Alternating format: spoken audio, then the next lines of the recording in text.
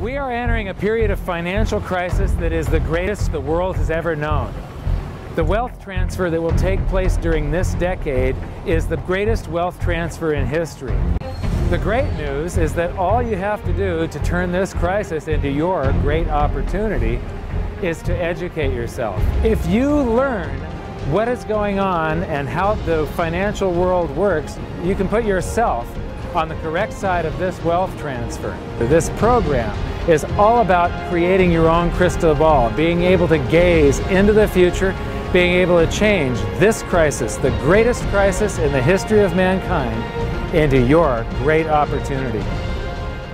Gold is the only competitor to a national currency. You know, gold is money, and these national currencies are money substitutes that circulate in place of gold. Gold is what protects the people from the reckless policies of government. Gold is the government's chaperone. The government wants to be able to do whatever it wants. Gold stands in its way. So yes, gold is an enemy of big government, but it's a friend of freedom. It's a protector of individuals from government. It's not that the price of gold is going up, it's that the value of the dollar is going down. The price remains constant in terms of human effort and purchasing power. An ounce of gold today will buy the same thing it bought 2,000 years ago. You know, if some catastrophic event happens, and we've seen them, how are you going to be protected? The current financial system may be dying, but where there is chaos, there is also opportunity. There are these brief moments in history where the safe haven asset for the last 5,000 years simultaneously becomes the asset class that has the greatest single potential gains in purchasing power.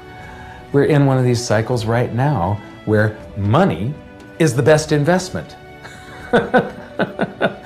Get out of currency, buy money, and you're probably going to be able to buy a whole lot more stuff later. Don't let the banks and the brokerage houses and other people guide all of your decisions. Find out what's going on for yourself, empower yourself.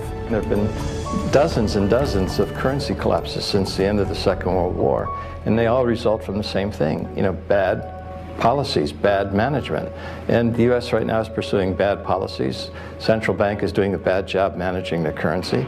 And as a consequence, it's inevitable that the dollar is going to collapse. It's on this road that I call the fiat currency graveyard. But history has shown us that whenever a nation tried to run its economy using an artificial fiat system, the end result is always the same: disaster. The dollar used to be backed by gold. It was gold that had the dollar. It's like everybody has tethered their ships to the Titanic of currencies. And so we're all going to go down. Most people think that savings is smart, but my rich dad told me years ago that savers are losers.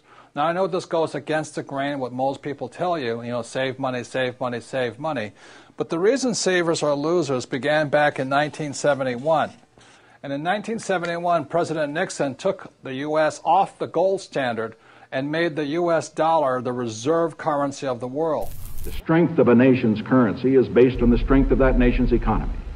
And the American economy is by far the strongest in the world.